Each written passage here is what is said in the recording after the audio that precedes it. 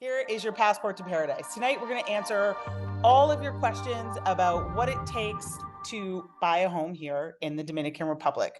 All of the ins and outs. I'm going to run through it on a general level. I'm going to tell you a little bit about myself. And then at the end, we are going to have a wonderful Q&A. And thank goodness the Q&A here is working tonight. So you are going to have an opportunity to ask it and I will answer. All right. So hello, welcome. My name is Michelle Bourdeau, for those of you who don't know me already.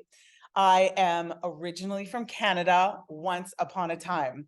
I moved here at the age of 25 in 1999, and I was a massage therapist at the time, and I learned how to windsurf. I came for 6 months, and 24 years later, here I still am. I opened and ran a successful massage therapy practice for many years, for 11 years.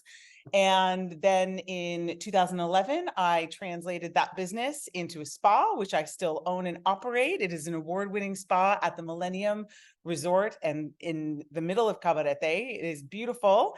And back in 2003 is when I first jumped into real estate here in the Dominican Republic.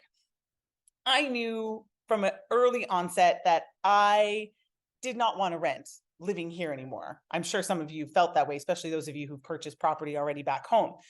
So I just decided that it was time, and I went and I bought my first house, and it was the best thing that I have ever done.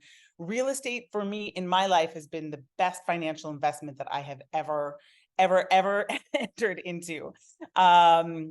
Back and through that, after I bought my first home, I owned that home for 11 years. I lived in it. Sometimes I rented it out. And just like many of you have and or will, when you purchase your property here, you'll use it in the beginning as a vacation home, sometimes a rental, and then you'll move into maybe spending more time of the year here. So I owned that home for 11 years. I did a renovation on it. And just so you know, back in 2003, my 2-bedroom townhouse, I purchased for $72,000. I owned it for 11 years. I did a $40,000 renovation on it. I mean, obviously in the upkeep over the 11 years. And then I sold it in 2015 for $240,000, which was a great amount, which allowed me to move next door to where I was. And I bought a single family home because I was tired of townhome living after I gave birth to 2 children. And so we bought the house. I bought this house for $290,000 at the time, and we did an $85,000 renovation on it. And if I wanted to put this home on the market today, I could easily put this home on the market for $650,000 to $700,000. So as you can see, just from my own personal story, that real estate here in Cabarete, in Sosua, on the north coast of the Dominican Republic, is a very good investment.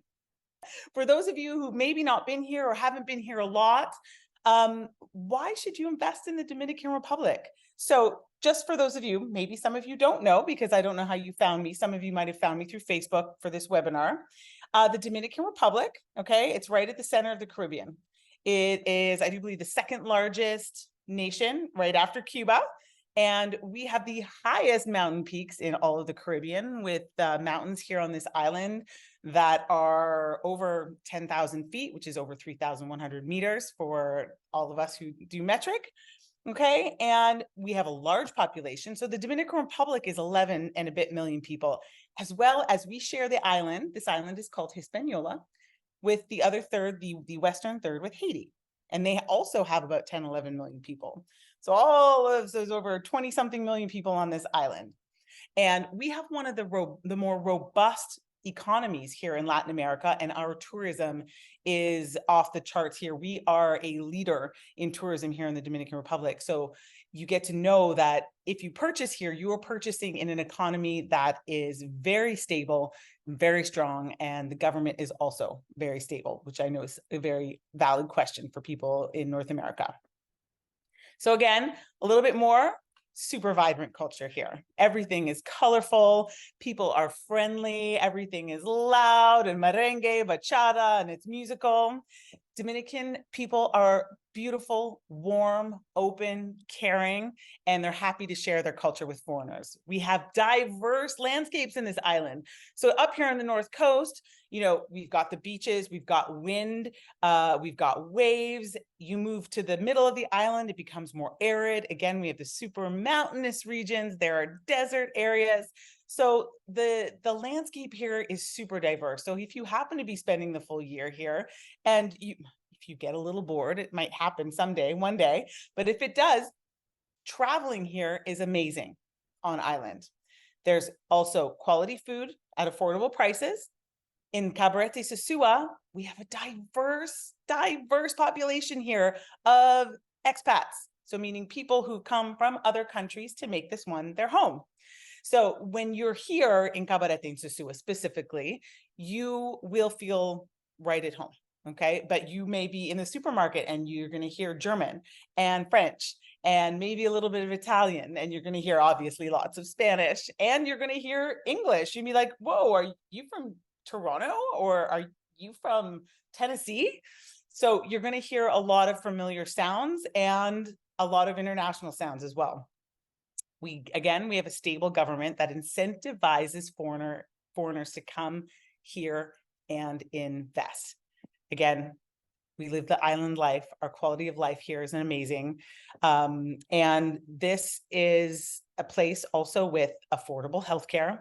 And we have excellent international accredited schools. I have two girls, ages 9 and 11, and they both go to an amazing international school called Easel Academy, and it is an American accredited institution. So we got a lot of great reasons for you to look here as far as investment happens. Let's jump in. How do I buy? If I've convinced you already in the last 5 minutes, maybe I have, maybe I haven't. Some of you I know I already have. Let's talk a little bit about what does this buying process look like? You know, like Michelle, okay, I'm excited, I'm interested, but what does it look like if I really choose to jump in with both feet? So, well, obviously, first things first, you got to pick a property. All right. So this is where either you and me or you and your agent, because I know there's some other people who've come here who have other agents at Realtor DR. So you're going to work with them to find the property that best fits your needs and your budget. Okay. You're going to meet with other owners. You're going to go tour properties. If you're far away, we'll do our best to show you properties, but it is definitely a really great idea if you're going to invest to do your best to come here, but you don't have to. I have a wonderful client on here, maybe Tawan, you get to chat at the end about buying in trust from afar. It does happen. Okay. And you're going to choose your villa or your condo. After that, you're going to put in an offer. You're going to work with your agent and you will submit an offer to purchase. Okay. It's going to be signed by you, the buyer, and then it gets signed by the vendor, the seller, or the developer if you're buying pre-construction. It's not super complicated. At that point, we wait. And if your offer is accepted, if the seller agrees and signs off on the price conditions, maybe they'll come back and there's some negotiation back and forth that happens. But eventually, if all goes well and you come to an agreement, then your offer to purchase has been accepted. At that point, okay, we move on. You get to send a deposit and due diligence. Most of the time here, most deposits are about 10% of the purchase price. And for most part, unless you create some sort of special contingency, they are non-refundable. Okay. What happens at this point is you would wire your money, your 10%, to a lawyer. We have some very great lawyers here, and we are so happy to share them with you. So you don't need to stress about finding your own lawyer. That we will absolutely help you take care of. And so you would wire your money to the lawyer's trust or escrow account. So your money stays with your lawyer until we sign over. Okay. So you don't have to worry. It's not going to the buyer. No one can run away with your deposit. That doesn't happen. Your money stays with your lawyer with the agreement, and they get started on the due diligence. So your lawyer is going to go now and investigate the title, make sure that everything is all clean, clear, ready to go. There's no reason why you can't buy this property. At that point, when we have made our offer to purchase, we will have also agreed upon a closing date. So when that closing date comes, you will sign a contract of sale or a promise of sale. And it's similar to the offer to purchase, but it's been prepared by the lawyer in Spanish. So yes, for North Americans and anyone else, everything can be in English up until now. And the contract of sale, you can get a copy of in English, but the legal documents here in this country get to be in Spanish because that is the official language of the Dominican Republic. Okay, and it outlines all of the conditions and things, and that will be specific to you and the property that you're purchasing. All right, balance of funds. So at this point, when we get to that point of signing that contract, you get to send the rest of the money. So you're not sending it to the seller, you get to send it to your lawyer. So that's what happens. You send same thing as you did with your deposit. You'll send the balance of the rest of the funds, okay? And or if you're buying pre-construction, the money will be set in a schedule. And again, you will send it to your lawyer. Your lawyer will disperse it to the developer at that point, okay? So then we have a deed of sale. So this is the final contract used to convey the property from seller to buyer, okay? And it goes, and this is where you will officially sign off and get the keys. And then you're all done. And guess what? You did it. Welcome home. Can it really be that simple? It is, and there's some time in there. However, real estate contracts here in this country are not as complicated as they are back home in the United States. Okay, there's definitely a few differences, and things here err on the simpler side because the laws here are not the same as they are in Canada, United States. They are Dominican laws, and when it comes to real estate, they follow Napoleonic code, and things here are just a little bit more simple. Okay, so when you receive ownership, okay, of your property, your land titles, okay, this is when everything changes hands.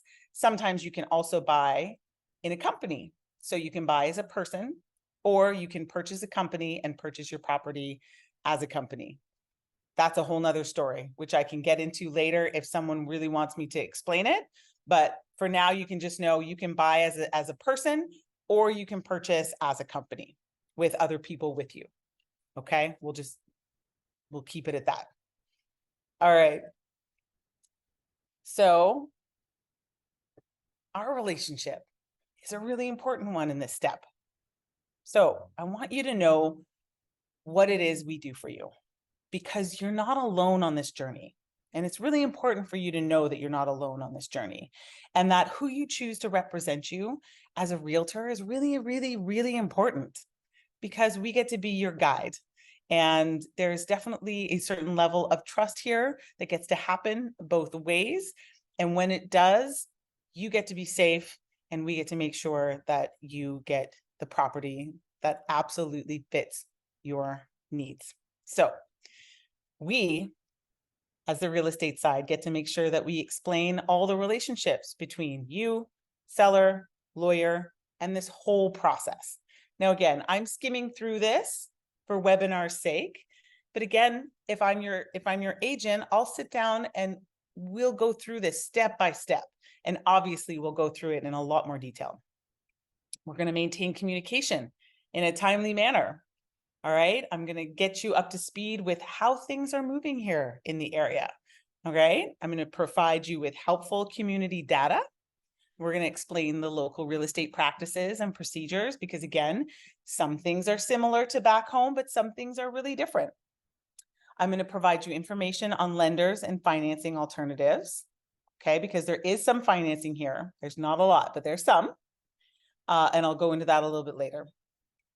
All right. We're going to search for listings together. We're going to coordinate appointments, and we're going to show you all of the properties that you're interested in. Okay, whether there are listings or not. They don't have to be our listings. We work with most of the major realtors here on the North Coast. We have great relationships with them, and it is not a problem for us to represent you with another brokerage who's got a different listing. Okay. And again, this is a good time for me to mention that we don't have an MLS system like you do back home. So again, this is another piece that as your realtor, that we will navigate for you on your behalf.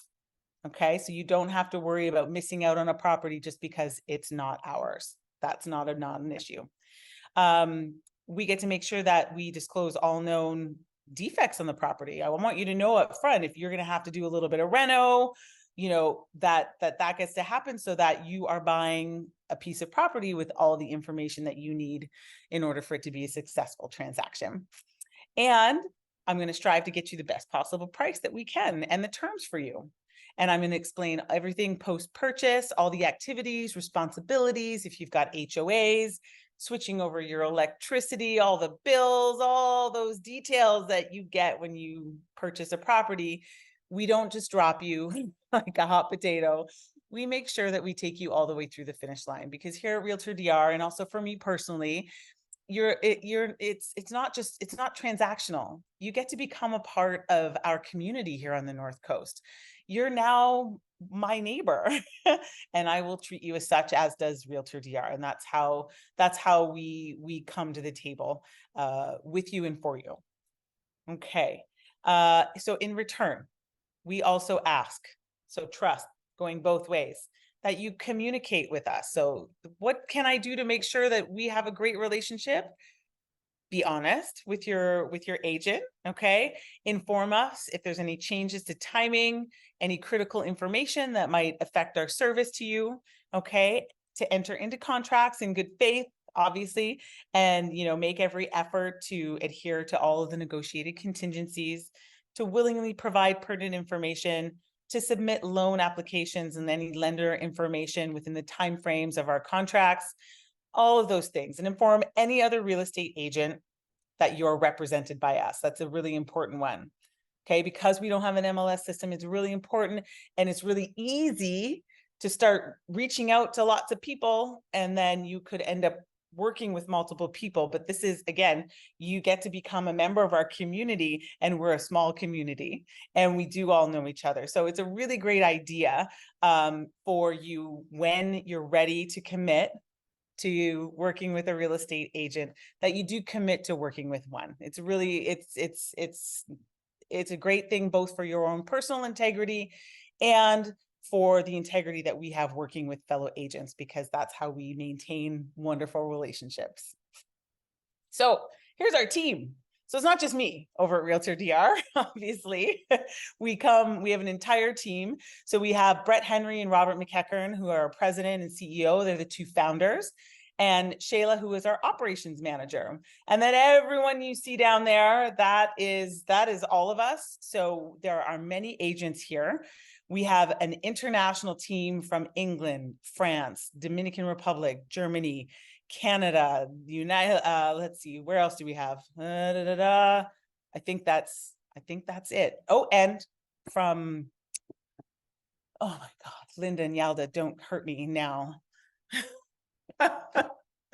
They are from, oh my God, my brain's lost me. When I come, it'll come back to me in a moment. But Linda and Yalda are both emigrated to Canada, but they are from I want to say Lebanon, but I don't think that's the right country. Anyways, we've got a great team in our international.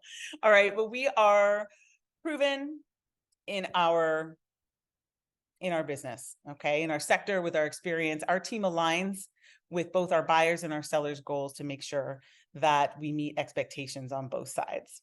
All right, we have dedicated specialists, and our job is to keep you informed through the process, and we pay careful attention to every detail. And the great thing is that we have this massive team to fall back on for you. So again, it's not just me working for you in a bubble. I get to tap into this incredibly diverse, very, very competent, experienced professional team that gets to stand with me and beside me.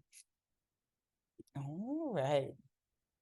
So we're going to get to some FAQs.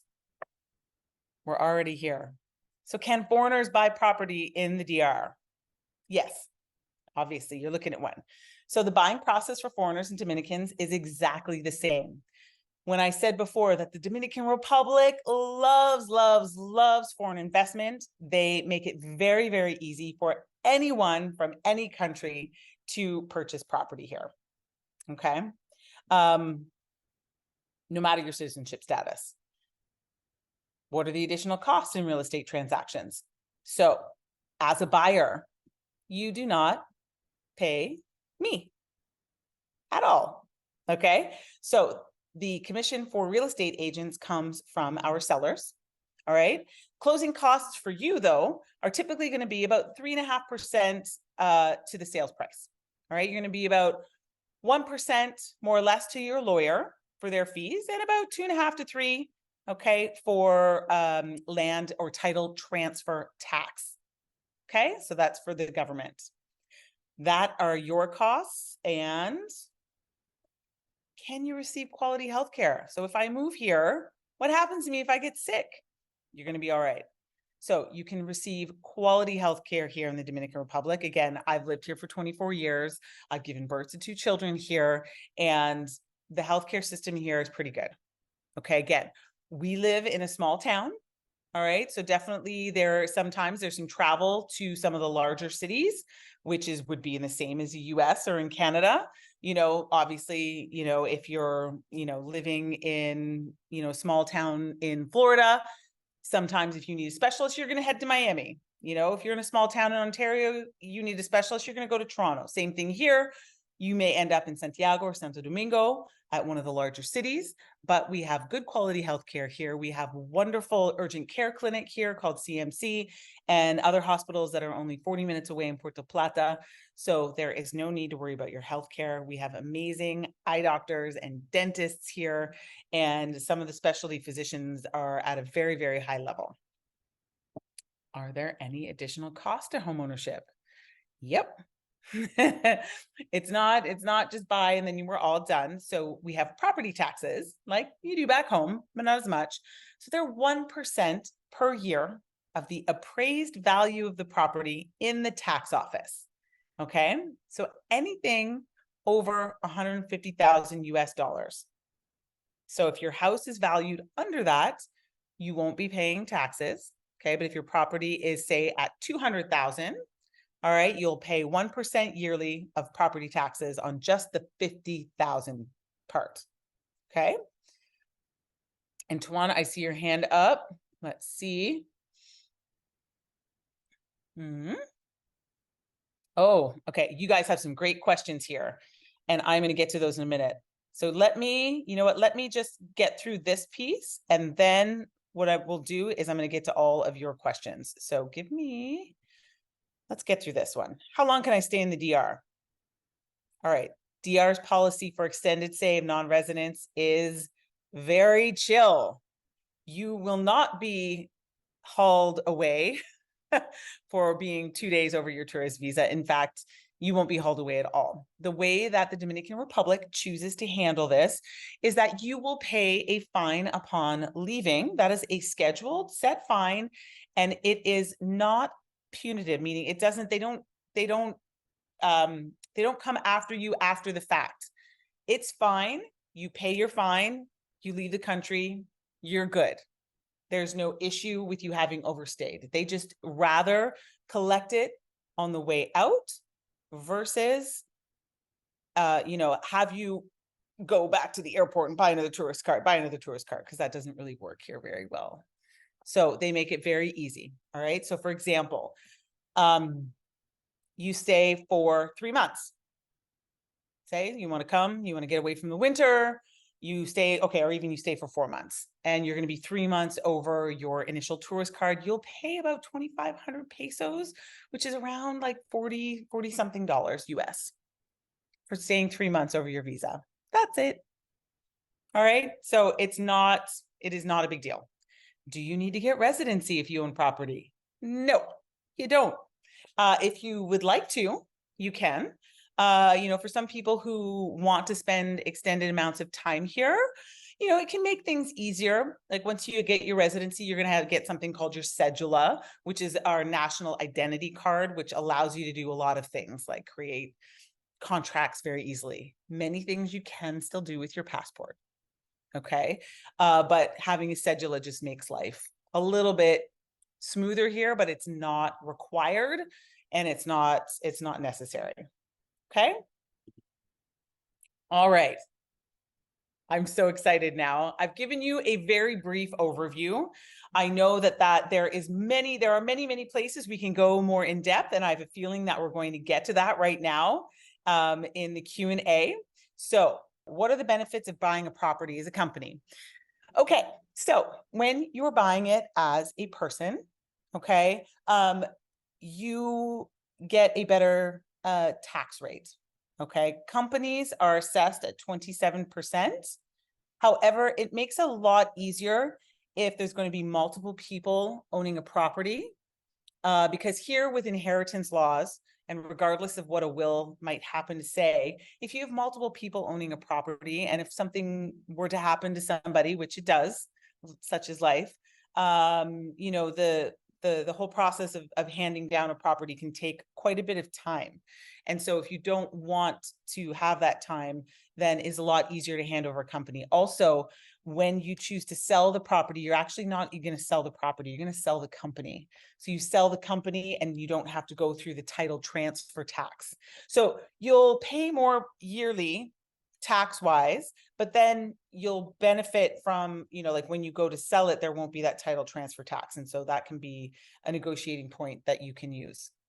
Okay, so again, it generally, most of the time, it works well for if you're a single person owning the property or in a couple to buy it as you. But if you've got multiple people in the property, like say in an investment group, things like that, you're definitely going to want to be in a company. It just makes things easier, and it makes it easier for people to move in and out of the company versus on and off a title. Okay. Now, let's see. Do the final funds, Carlos, hi Carlos, do the final funds get transferred at closing, and as everything is discussed at closing? Now, when we get to closing, everything that needs to be asked about and or organized or agreed to has already happened. So at closing, literally, you're just there to sign the documents. As soon as the documents have been signed, the lawyers will transfer the money. Okay, and then you're done. It usually takes approximately about 3 months, like 1 to 3 months, for you to receive the title in your personal name. But really everything by the time we get to closing is already taken care of. The due diligence will have happened. If anything has come up in due diligence, there will be back and forth again with the seller and the buyer, with us obviously leading the way, you know, making sure that if any changes need to happen, that again, they're agreed upon. And if they're not agreed upon, well, then everything gets dissolved and you get your deposit back. Okay, Carlos has another question. Are the services offered free by Realtor DR? So remember, as a buyer, you don't pay us. So yes, the services we offer you, we work diligently. And again, what we ask from you through this process is your commitment to work only with us. So if I'm going to, because I know that you're not going to pay me for, say, 6 months of me searching for houses, I get paid right when we make a sale, and that gets paid out of the commission from the sale of the home, not by you. And so all I ask from you is that for the time that we work together, that you are committed to me and I'm committed to you. Yet, and we have something called a buyer representation agreement that we sign in good faith. And then if you choose to, you can change to someone else. And all that I or anyone that I work with would ask is that you let us know in writing so that we don't waste any time after that moment moving forward. But again, there will be no need for such things because we will take very good care of you at Realtor DR. All right. So you are an agent in the US. Wonderful. So how do we work with agents not licensed in the DR? Well, that is very easy. So we co-broke with all agents, whether they're here in this country or away. And so it's very easy. If you would like to bring us a client from, say, the United States who is interested, we will work with you as though you are an agent in this country. And we will go forth and you would set the agreements agent to agent ahead of time. And that's it. And we just continue to move on. It doesn't have to be complicated. You would obviously sign an agreement agent to agent so that everything is above board and very clear ahead of time. but that is how we work it, and it's perfectly okay. All right. The slide. Okay, so we'll send some stuff about the property taxes. So remember, property taxes are 1% of any amount over 150,000.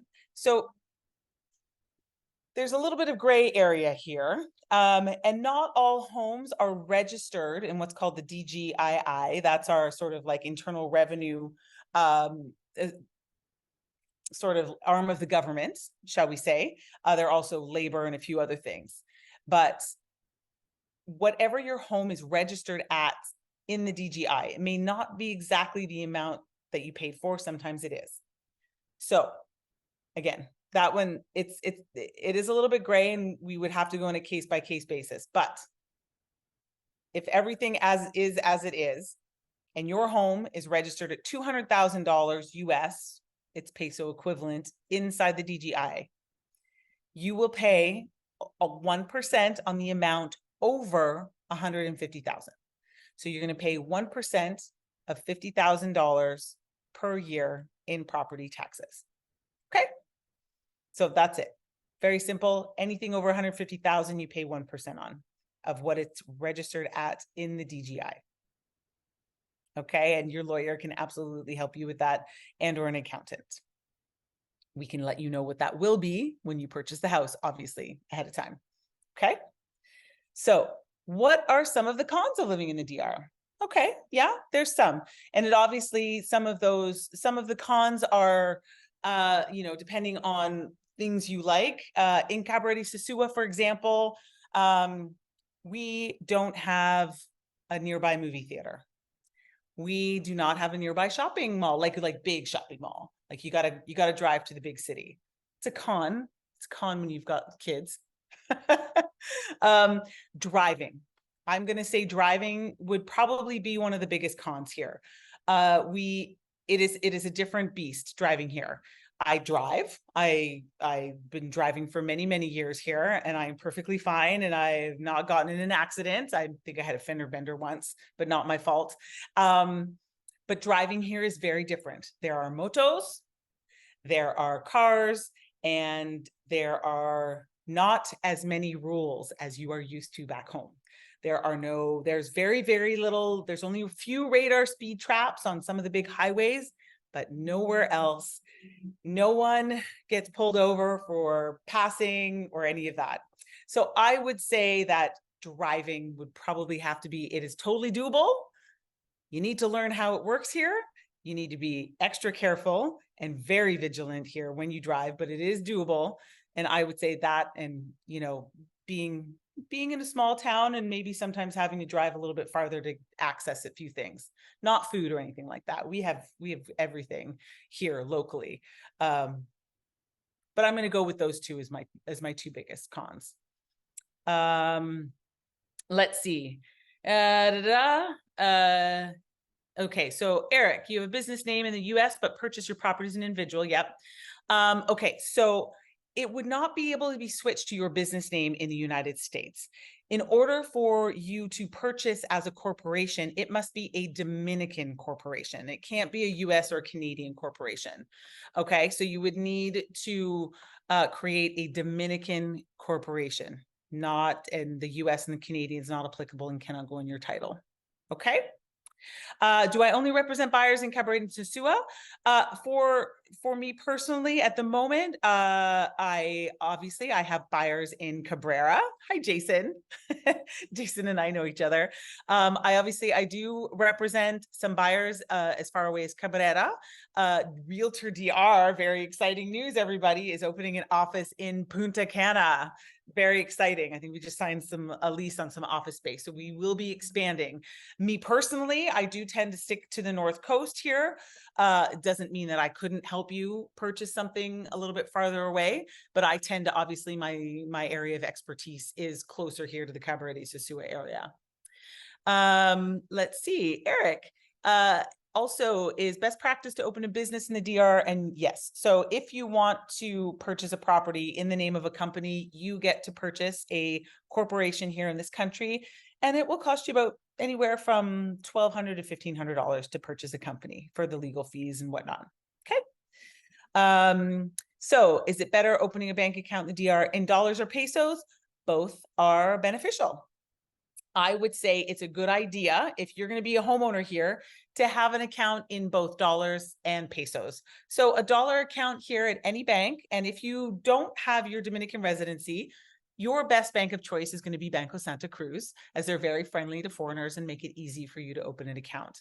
A US dollar account requires $500 minimum balance, and a peso account, in order to open it, doesn't require minimum balance, but they'll ask you about $50, $40 to $50 to open an account. And why both?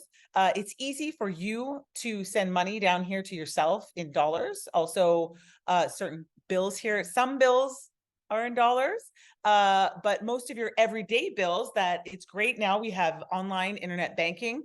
You can pay many of your bills online from far away. And those bills will need to be paid in pesos, in our local currency. Okay, so I would recommend, if you purchase a home here, I would open both accounts. Okay. Hi, Sergey. So how much time at average does the whole process take from accepted bid to closing? I have done it my fastest in 1 week. So if the money is here and the seller is okay with that and everything works out literally within about a week to 10 days, has been the fastest. Now that's not normal and that's not average. Most of the time, it's usually anywhere from 4 to 8 weeks. And that's just because of money being moved and sellers taking care of things on their end. The amount of time it would take for due diligence sometimes takes a little bit longer depending on the property. So can go really fast. Most of the time, anywhere from an offer being accepted to close, anywhere between 4 to 8 weeks is generally average. Okay. To get your identity card, so the process of getting your residency, it's not complicated, but it does take some time, and you get to get a number of documents from your home country together. And that is a whole process that, again, it's a list of paperwork to be required. It is about showing financial solvency, which if you own a house here, you're done and dusted. Even a car is enough. And a few trips down to the capital. I would suggest that if you aren't fluent in Spanish and aren't comfortable moving around the country, that you just hire a lawyer to help you, and they'll walk you through the process quickly and easily. It can take usually, I'm not sure. I mean, I did my residency back in 2004, so it was a long time ago. But I do believe it's like about 6 months, maybe, from start of the process to actually getting your first temporary resident card. Okay. But that's something that you can definitely go dive deeper in with a lawyer. Okay, do you have to pay taxes in the USA on profit you get from renting in the DR? I am not American. However, from what I do understand, yes, if you report it. So me not being an accountant or in the US, I would say do your own due diligence back in your home country, and ask your most trusted accountant on what would be your best practice to do with any of the profits you make on a rental internationally. Okay. All right, Kyle. Hi, Kyle. So if you own a property solo and something tragic may happen, how would I ensure your property gets transferred to your beneficiary? Yes, obviously, like in any country, you would absolutely want to set up a will. If you happen to have children, generally in this country, because it's Napoleonic law, automatically your property is divided like evenly amongst all your children. Now, the probate process here can take about up to about a year, I do believe, as long as it's not contested. So that depends. If you don't have any offspring, then you definitely want to set up a beneficiary, have a will set up, all the usual fail safes that you'd have back home. You can also do here. However, if you do have children, they will become, they do get to be a part of that conversation, regardless of who you've willed your property to. Okay. And cost for utilities. Hi, Teresa. So great question. Okay. Electricity here can be a little bit on the higher end. So I want to say it depends on the size of your property, and it depends on mainly the number of air conditioning units you run. So for example, like you can have electricity bills can be anywhere from $50 to $450. Like, you know, my peak bills, I have a 3-bedroom, 3.5-bath home with a swimming pool. I have 1, 2, 3, 4 air conditioning units. So in the summer, my bills get up there. So it is something that you do need to know about and be aware of. Internet cable is anywhere from $70 to $100, depending on, you know, the speed of which you want to have. And let's see, water is negligible. You know, water is like $10, $15 a month. It's not anything. And that's it usually. And then most properties here are existing within an HOA. Even if you buy a house, most of the time you're going to be in a community of some sort, because it's really great to share things like security and backup electricity, things like that. And most properties are going to come with an HOA, and that is obviously it's dependent on where you are, size of your dwelling, things like that. But anywhere from, again, the most inexpensive property I have right now is 1-bedroom apartment, and they're like 3,100 pesos, which is like between around $50, up to $400, $500, $750, depending on where your property is and the services and amenities that are given by the community. So that's really a case-by-case basis. And I think that's pretty much it for utilities. Language barrier. Hi, Ivan. Or maybe Ivan's is your last name. The language barrier. So we've been talking in English all night. And for example, this is a tourist area. So the Sosua Cabaret, the Sosua Cabaret area in general has many, many expats, and we cater to tourism because we are a tourism-based community. So many, many people here speak English. There are going to be a few cases where you're going to be, oh, I can't talk to you. But luckily in this day and age, we have wonderful Google Translate, which can get you through any tricky moment, as long as you've got internet on your phone, obviously. And really, for example, like if you were to come to my spa, all of my staff where communication is critical, like my front desk staff, they're all bilingual. Okay, there's maybe a couple of my nail techs or perhaps a massage therapist or two that aren't fluent in English, but the people that you really need to communicate with, especially about money, they're all bilingual. There are many people who work in the restaurant and bar industry as well, who there's enough English floating around that you'll be all right. Okay, so Joanna, do we deal with land sales? Absolutely, we do. Yep, we've got, if you were to check out our website, we've got many, many different parcels of land available, all the way from, you know, small parcels at maybe 30,000 up to, I have one listed in Cabrera at $5.5 million. So yes, you can absolutely buy land with us, and we'd be more than happy to guide you through that process, as well as set you up with a builder and an architect, because we work with one. We have one that we share our office with, and they're amazing. So Rob, gracias, thank you. What are typical real estate commissions in the DR?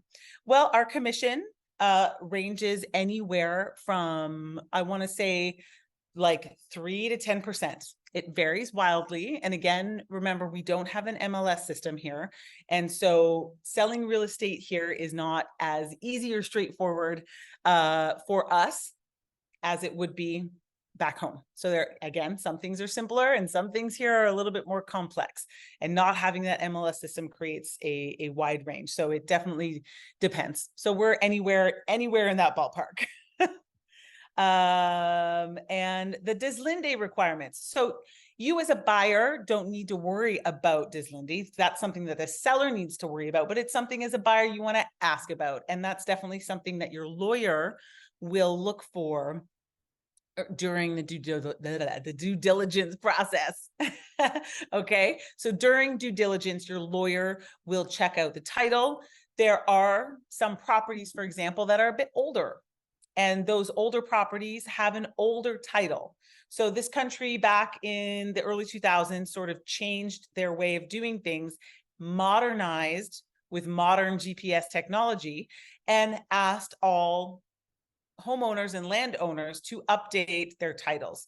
So not everyone has come through the process yet, because it wasn't demanded to own the property, continuing to own the property. However, it comes to pass that at sale time, that's when it becomes very important. So yes, you want to see if someone has their deslinde. That deslinde means that their property has GPS standards that are correct to modern technology now in 2023, and that the title has been updated in the DGI. Okay, so that's what the deslinde is, basically going out, marking out the property, making sure that the coordinates that the property says it is are indeed correct. Okay, so, oh, Tawan, hi Tawan. So the average cost of homeowners insurance, great question. So homeowners insurance here can range anywhere, I think, from about $700, $500 to $700, up to $2,000 to $3,000. Again, depends on the size of your property. But here, just so you know, we don't have things like fires. All of our building is cement and rebar. So yes, fires can happen, but your home's not going to be destroyed. The contents of the room where the fire will be destroyed, but your actual house won't be. It is one of the joys of concrete. Okay. So, but you still absolutely can have insurance, and that insurance will take you anywhere $500 to $3,000, depending on the size. Okay, James, home inspections, common and valuable. Home inspections are not common here, but they're always valuable. Of course they are. And the approximate cost so are you asking me for the approximate cost of a 2-bed villa, or to do an inspection on a 2-bed villa? So to do a home inspection, again, depends on the size. I've done a couple of them, and they've been anywhere from $180 to $230, which is reasonable. And you get a great report in English, because I've got a great person who does them. 2-bed villa, again, location, my friend. It can be anywhere. I think that there was one we had listed. I think it might have been sold, but anywhere from the low 200s up to 400. Again, it depends on the location, the size of the lot, the quality of the property, and what community it happens to find itself in. Okay, Carlos, what are the benefits of actually owning as opposed to renting in the DR? And do expats have the same right as citizens when it comes to being victims of a crime or theft happening in or out of your property? So yes, expats have the same rights as citizens here. We actually have, there's a special police force called Sestour here, which is actually dedicated to the safety of tourists, and essentially, even if you're a homeowner here, you're still looked at as a tourist. And so there's an entire organization of police officers just dedicated to our safety down here. As far as owning versus renting, well, obviously, when you rent, you're paying someone else's mortgage, versus when you purchase, you're making an investment that will pay you dividends over time. So that is the simple answer to that one. What do I require before I take people out to see properties? Great question. So one, we get to sign a buyer representation agreement, because my time is valuable as yours is, and I get to make sure that we're in a committed working relationship. So that's the first thing that gets to happen. The second thing that's got to happen is we've got to make sure that you have the finances in order to purchase the properties that we're going to look for. Again, we get to be in integrity and responsible for my time, your time, and the seller's time. So we make sure that if you are looking to finance, and I'm going to get into the financing question now, you're going to want to make sure that either your financing is pre-approved and you know how much money you're going to be able to spend, and that we only look at homes that are in that range. And that's pretty much it. So commitment, and we make sure that we have the money, and we make sure that if we're going to see homes, you're ready to buy. Okay. So it's really not a valuable exercise to come down here, stay on vacation, and do a looky-loo. It really isn't, because again, it's the factor of time. And even if you do see a property and you like it and you're like, oh, well, I'll go home and I'll see, that property may not be available by the time you're ready to pull the trigger. Okay. So we want to make sure that when we go and see properties, we're serious. We're not, we're not screwing around, and it's not fun. Like, let's go have a tour. It's like, no, if we're going out to see homes, we're all at the table with integrity and intention to move forward on a sale. Okay. If you're Canadian, again, I am Canadian once upon a time, but I have been an expat, and I'm a legal resident of another country. So there is benefits to you going the distance to getting that, because Canadians aren't the same as Americans. And you can get out of some taxes. However, please do not take that as advice. Please go and talk to your accountant in Canada. If you do not wish to go through the process of residency here and you maintain your status as Canadian residents, then yes, I do believe there's taxes to be paid. But if you choose to cut your ties and move here completely and do your residency, I do know there are benefits as a Canadian to that. What they are currently, I would want you to research, but I do know that there is. Do most HOAs accept dogs? The DR is definitely dog friendly. There's a lot of dogs. And I would say that not everywhere accepts dogs. Not everywhere accepts big dogs. Sometimes they will accept dogs up to a certain size. So that's definitely a place-by-place basis, and some flat out will not. So again, that's something that you get to go through. Make sure your realtor knows about that, and that they know to ask before they even bother to show you properties. Okay. Flood insurance. We don't flood here, really. That's not something you have to worry about. Let's see. You go to Punta Cana a lot and you've never been to Sosúa. Is there a big difference? I'm not I've never lived in Punta Cana. I've visited Punta Cana as well, but I've not lived there. I believe, the cost of living is fairly similar as far as what things are going to cost in the grocery store and all of that. I definitely, things up here on the North Coast, a little bit more small town feel. We actually have towns and communities, whereas I find Bourdeau and Punta Cana are so spread out, and there's really no central, community downtown area in either space. There's like many small little commercial malls all over the place. So that's Punta Cana. You love it or you don't. And can I talk a little bit about owning a rental property? Okay, yes, I can. Rental properties. Many of you will be purchasing a property and wanting to rent it out. Currently, we are still very Airbnb friendly here in the Dominican Republic. I know that there's places in the US and in Canada that have had major Airbnb smackdowns, where many people have lost the ability to use their properties as income earners in that respect.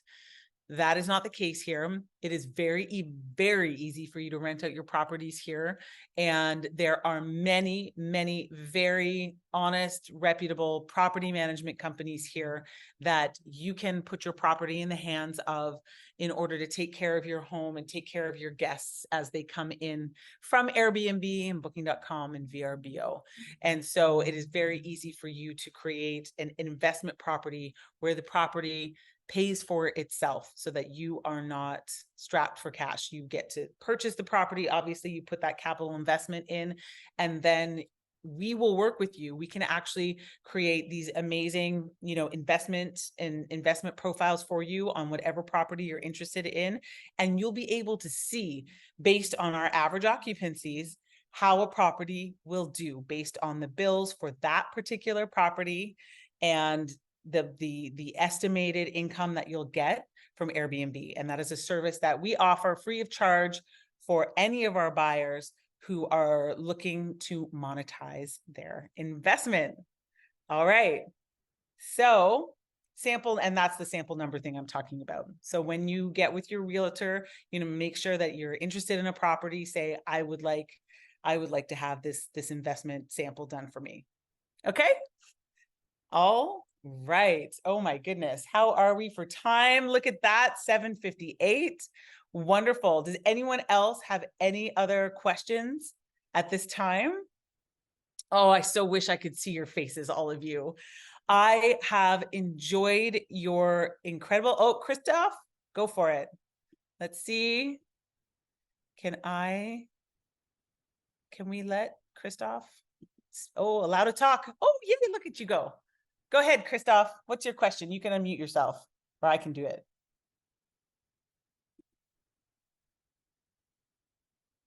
Go ahead, Christoph. You can talk. Hello? Hello? No? Okay, Christoph, if you can't, if your mic's not working, type it in the chat.